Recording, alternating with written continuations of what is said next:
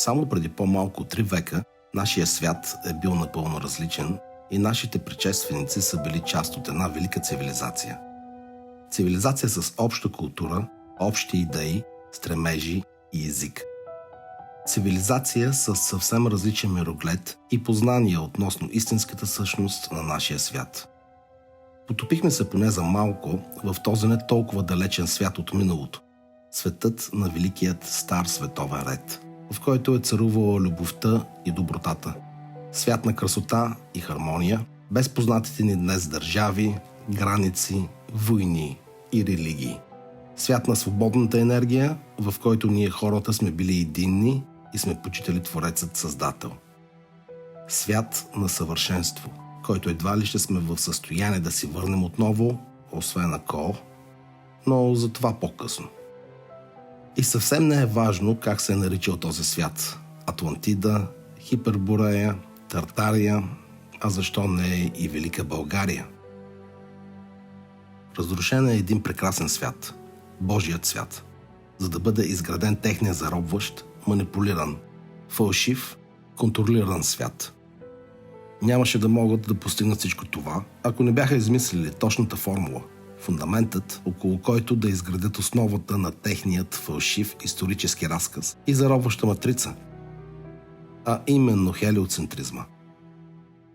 Една йезуитска, изтънчена измама, чрез която да накарат нас хората да се откажем от истинския Бог, да повярваме в тяхната приказка, че сме една незначителна прашинка в необхватния космос, че се движим в огромната вселена с някакви си умопомрачителни и неразбираеми за човешкото съзнание скорости, че трябва да живеем като бездушни консуматори, да се страхуваме от смъртта, да се вричаме във вярност и послушание към управляващите елити и техните подразделения, да вярваме сляпо в нагласената история и науката, да празнуваме техните окултни сатанински ритуали, техните празници, техните герои, а не нашите. Хелиоцентризма и фалшифицираната човешка история са фундаментални измами, на които всъщност се крепи цялото зло. Веднъж освободен от тази хипноза, за човек е много по-лесно да прогледне за всичко останало, да отвори съзнанието си и да си даде сметка в какъв измислен и режисиран свят живеем. Да потърси Творецът, Създателят, любовта. Също така, изведнъж става много лесно да се направи разлика между любящите, истинските, искрените, светлите хора и марионетките, които служат на елитите и прокарват техния дневен ред. Всеки, на когото е дадена някаква власт и му е позволено да се изказва публично, е поставено лице и изпълнява своята роля и задача. Примерите за това са безкрайни: политици, висшестоящи и локални, магнати, различните НПО-та и техните разклонения, целият развлекателен бизнес, телевизия, кино, музика, спорт, всички мейнстрим медии и платформи, цялата научна общност, историци, археолози, астрофизици и надолу по пирамидата чак до добросъвестни и заблудени чиновници. Списъкът е наистина безкраен. Може би ще попитате: и какво от това? Дори да приемем, че Земята е плоска, какво ще се промени в живота ми? Или какво от това, ако знаем, че цялата човешка история е една огромна лъжа и са ни отнели всичко, което сме имали? Та това вече е минало. А какво можем да направим? Как да се противопоставим? Войни, революции, преврати, протести? Не. Сигурно повечето от вас се представят как отиваме и бутаме правителството и наказваме всички виновни. Няма как да се освободим от оковите на матрицата, в която живеем през последните 300 години, с методите, измислени от авторите и диригентите на тази матрица. Не можем да преборим сатанинската им система, но можем да я изместим внимателно. Време е да спрем да се опитваме да събудим заспалите дълбок сън. Будните трябва да се обединят и да създадат едно богоугодно общество, живеещо по нови, добре забравени принципи. Не говоря за секти, комуни или други подобни. В едно общество, основано на принципите на любовта и хармонията, злото само ще стане излишно. Представете си нашето българско хоро. Музиката започва, един подхваща хорото, друго хваща за ръка, още хора се присъединяват. Никой не пита как да играе, просто чува и усеща ритъма и се включва в стъпките. Дори и да не си играл хоро никога, това не спира хорото. а просто след няколко стъпки го научаваш автоматично. Когато се включат достатъчно хора, затваряме кръга и хорото става съвършено. По всяко време може да се включва който иска и да излиза който си иска. Няма правила, няма състезание, няма конкуренция, няма завист, има само хармония и съвършенство. Помислете внимателно, дали ще чакате още някой да дойде да ви спаси, или един ще подфане хорото и да започваме. Този филм е за тези от нас, които са успели да се проправят път през заплетените лабиринти от лъжи и манипулации, съпътващи човешката история. За тези от нас, които знаят как функционира нашия божествен свят и каква е неговата истинска същност. За тези от нас, които не само, че не се страхуват да се изправят срещу злото и да го погледнат право в очите, но и да го покажат на хората и да му се противопоставят. За тези от нас, които знаят, че за да можем да вървим напред, трябва да знаем миналото си, защото историята е основата на нашето съществуване и без нея е немислимо нашето себеразбиране. Историята е земята, върху която сме стъпили, и ако тази земя е натурена с лъжи, полуистини и неистини, то тогава цялата цивилизация се крепи на глинени крака.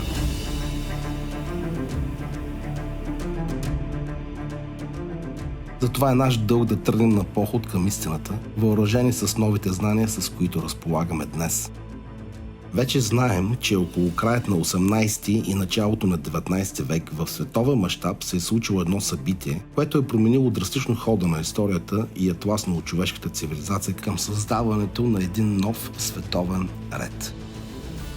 Съдейки по времевата линия на историята и извършените разследвания, това зануляване на човечеството най-вероятно е започнало в периода между 1770 година и... А какво ако ви кажем, че зануляването всъщност все още не е приключило и че за тези малко повече от 200 години човечеството преминава през различни фази на един изключително добре обмислен и чудовищен сатанински план? Те продължават и до днес да следват и да прокарват дневния си ред, докато се опитват да поробят човечеството чрез познатите ни вече методи за водене както на психологически и биологични, така и на физически войни. От краят на 18 век до ден днешен, техните войни срещу нас хората не са спирали. Войни толкова много на брой, че това се е превърнало в част от ежедневието ни и почти не ни прави впечатление, нали? В изгубената история на Земята разгледахме и разследвахме много подробно празните и пусти градове по целия свят в периода между 1840 и 1870 година. Скалният потоп и заровените сгради. Мащабното обезлюдяване на тогавашното световно население и последвалото заселване с стотици хиляди и милиони сираци по целия свят. Бумът на генното инженерство в края на 19 век, чрез генно модифициране на деца, създадени с помощта на инкубатори и предлагането им за осиновяване по изложенията в Америка и други кътчета по света. Разрушаването на инфраструктурата на Стария свят и подмяната на предназначението и функционалността на структурите и сградите му. Скритите от човечеството технологии на бъдещето останали далеч назад в миналото, потулени и забравени завинаги. Свободната енергия, електромагнетизма, вибрациите, честотите, етера. До тук посочихме само няколко аспекта, които могат да фърлят изцяло нова светлина върху събитията от не толкова далечното минало. А това наистина е необходимо, защото прекалено много неща са били изкривявани или потулвани. Истината прекалено често е била принизявана до блудница, с която е можел да преспи всеки, който разполага с достатъчно умели и добре платени професионални лъжци. Как се постига пълно и тотално зануляване в световен мащаб? Как е възможно с един замах, като с гума, историята да бъде изтрита, забравена и променена? Защо никой не се спомня какво и как се е случило? Колективна амнезия? Как се вписва нашата уж малка и незначителна България във всички тези събития? Защо още от детството на нас българите не се внушава, че сме девашко племе дошло по днешните ни територии на късокраки кончета, дъвчейки конска пастърма, народ с стотици години робска история?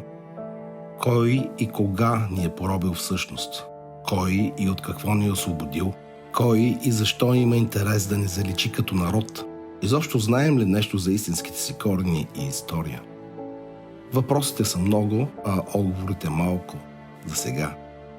По-късно в нашето пътуване ще разгледаме подробно ситуацията и ролята на България в целия този лабиринт от лъжи и измами. Първо трябва да се опитаме да разплетем историческата хронология и времева линия в световен мащаб. И понеже историческата наука е поредният инструмент за манипулация в ръцете на сатанистите, управляващи нашия свят, ще ни се наложи да пътуваме назад-напред във времето до различни точки на света, без да следваме една строго определена хронология, не защото не искаме, а просто защото това е невъзможно да бъде направено. За пореден път, не вярвайте на нито една тяхна дума. Те пишат историята. Те пишат законите. Те пишат учебниците. Те избират управниците. Те печатат хартийките, наречени пари. Те създават икономическите кризи, пандемиите и войните. Те ни контролират и си мислят, че ни притежават. От нас зависи дали това ще продължи вечно. Търсете и разпространявайте истината. Не се обезкуражавайте, ако хората около вас ви се пресмиват, странят от вас или ви мислят за откровено луд. Те просто не са готови да чуят истината. Всеки един от нас е минал по този път. Надявам се всичко това скоро да се промени. Още веднъж, как са успели да унищожат стария свят? Предизвикан от тях катаклизъм, потоп, създаден с помощта на развита и напреднала технология. Историческата времева линия е променена и нагласена според разказа на кликата на превратаджиите сатанисти, които са осъществили това зло деяние. Към официалната история са добавени хиляди години фантоми. От човечеството се скриват частично или напълно технологии, които са му служили до този момент за неговото развитие и благополучие. Извършва се тотален геноцид върху световното население чрез уж природни катаклизми, пандемии и войни, било то локални, граждански, междусъседски или световни, с цел налагане на новото нормално, на новата вяра, новото идолопоклонничество. Заличаване на родовата памет, традиции, обичаи и спомени от не така далечното минало чрез насилие, принуда и манипулация. Тонове литература бива конфискувана, подменена, унищожена. Множество исторически събития, извори и факти трябва да бъдат изфабрикувани, за да може да се запълни времевата линия с добавени години, фиктивни личности и събития. С други думи, историята се пренаписва. Запомнете, всички исторически извори и документи, достигнали до нас, са препис на преписа на преписа на преписа.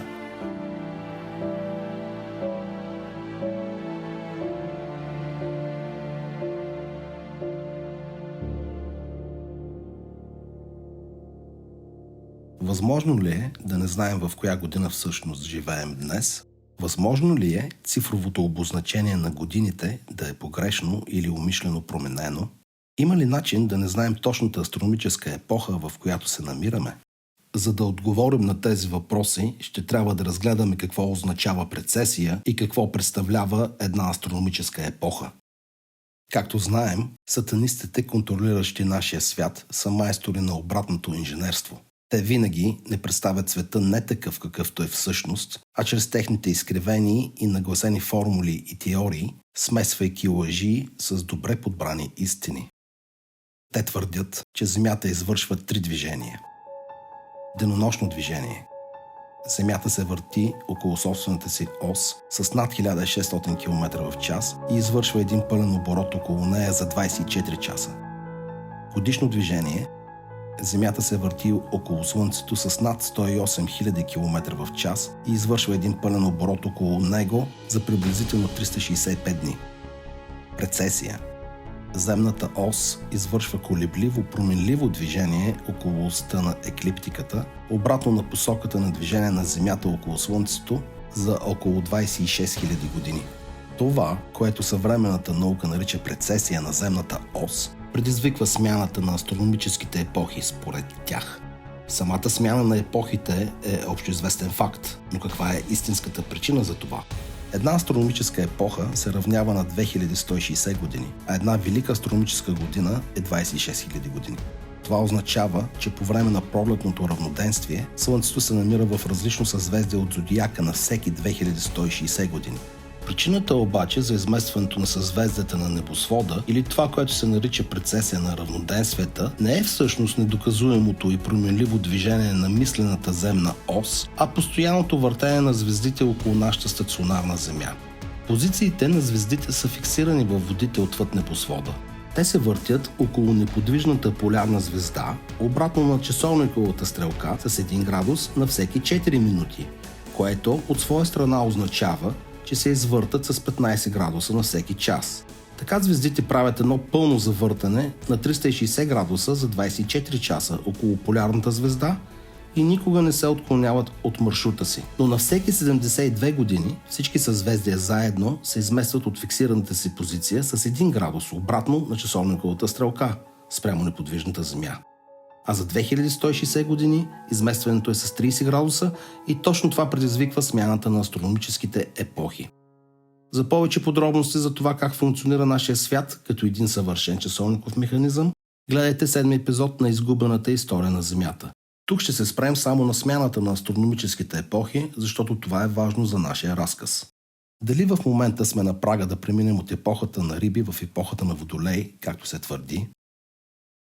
Нашите предци са знаели точното време, в което живеят. Имали са точни календари, знаели са всичко за разположението на звездите и движението на небесните светила, използвали са уреди наречени астролабии, създавали са най-точните астрономически календари и са знаели как функционира нашия свят. Днес разположението на зодиакалните знаци или съзвездията на нощното небе в астрологията и астрономията не съвпадат. Астрономите твърдят, че астролозите не взимат предвид прецесията на мислената въображаема земна ос и това е причината зодиакалните знаци да се разминават с цели 2000 години в двете науки. Тоест, според официалната наука, астрологията използва данни за разположението на звездите от преди повече от 2000 години. Това означава, че вашата зодия не се определя според деня, в който сте родени, а според същия ден, но преди 2000 години.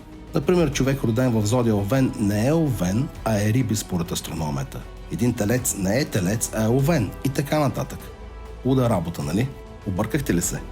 Кой е прав? Най-древната наука астрологията или новоизфабрикуваната астрономия? Дали това не означава, че все още се намираме в епохата на Овен? Ако е така, то тогава цели 2000 или повече години от нашата история са години фантоми. Астрономията отхвърля и отрича, принизявайки до шарлатанство първичната, истинска и свята наука, наречена астрология, въпреки че последната е предшественичка на съвременната астрономическа наука, така както алхимията, например, е предшественичка на химията.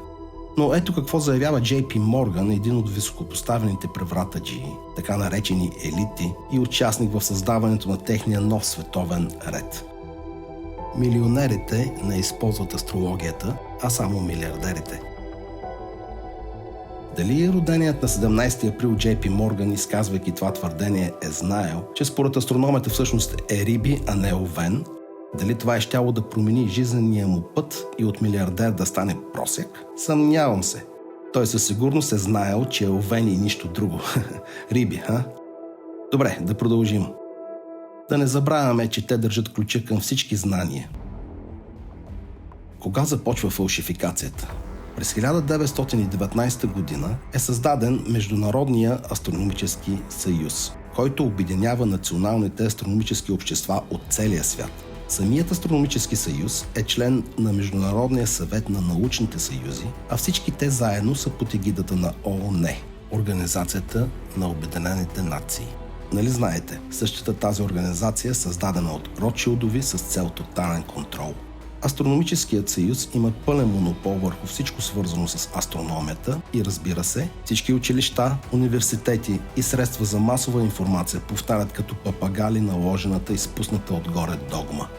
Тези от вас, които са гледали поредицата "Изгубената история на Земята", знаят, че географските карти, включително и цифровите на Google, са неверни и подвеждащи, защото всички те продължават да обозначават географските ширини на тропическите пояси като тропика на Рака и Козирога, а те принадлежат на астрономическата епоха на Овена, която би трябвало да е завършила преди повече от 2000 години. Астрономическата епоха се определя според това в кое съзвездие се намира Слънцето по време на пролетното равноденствие.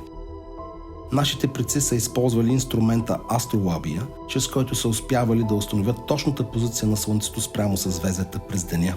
За съжаление, това умение е скрито и забравено днес от нашата цивилизация и единственият начин, по който можем да кажем кое съзвездие пресича Слънцето на небосвода през деня, е чрез компютърни програми и апликации, които от своя страна се позовават само и единствено на официалните астрономически данни. Според астрономията, човечеството в момента се намира в епохата на риби на прага на Водолей. Съответно, географските ширини на тропическите пояси би трябвало да са наименувани на съзвездията Близнаци и Стрелец. Но това не е така и всички карти продължават да използват все още тропиците с имената на съзвездията Рак и Козирог. Изглежда, че те ни искат ние да знаем точната астрономическа епоха, в която живеем.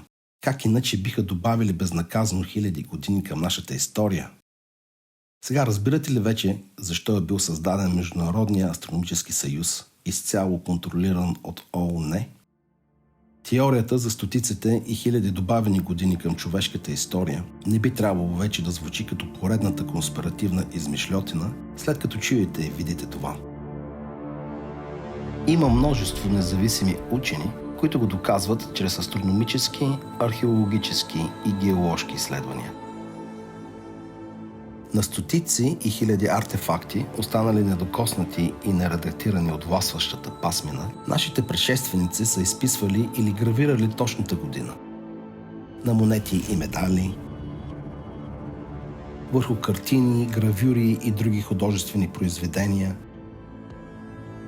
върху каменни плочи, паметници и постройки, та дори и на пощенски картички. Пред годината са добавили латинската буква J или E като обозначение за Jesus или Исус и след това буквата е последвана от трицифрената година.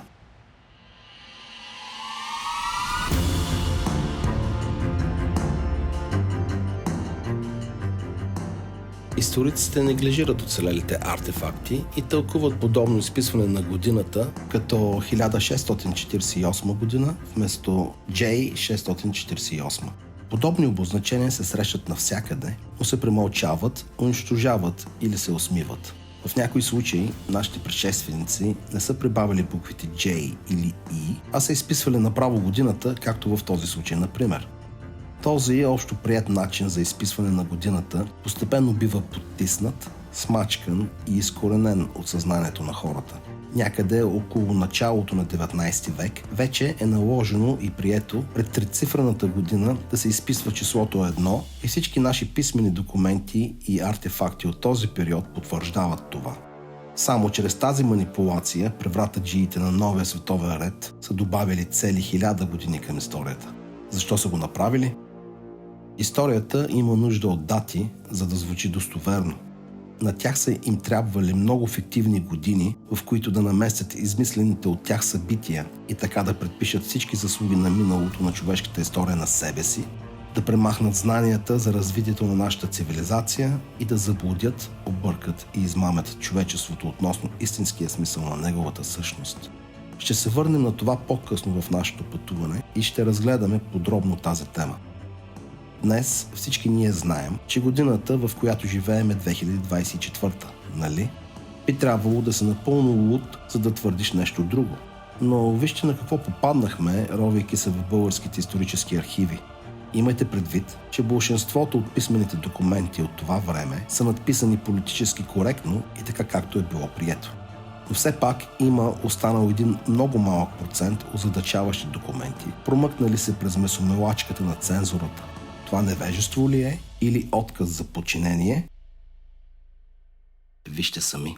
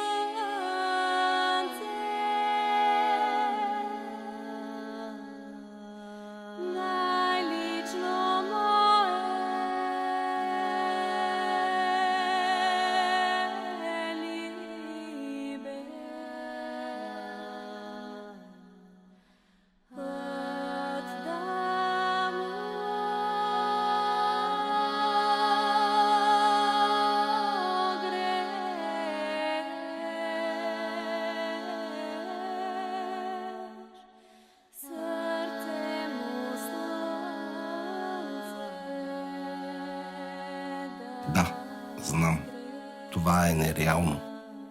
И ние се почувствахме така, когато открихме и се сблъскахме за първи път с тези факти. Време е да проумеем, че цялата тази опростена, анимационна и нелогична версия на човешката история, която се опитват да ни пробутват днес, е абсолютна лъжа. Нашата българска история естествено не прави изключение. Впрочем, тя е ключът към истината. В тази поредица ще изложим всички техни лъжи, противоречия и манипулации и ще ви го докажем. Ще ви оставя достатъчно време да помислите върху това, което видяхте току-що. Останете с нас. Приказката тепърва започва.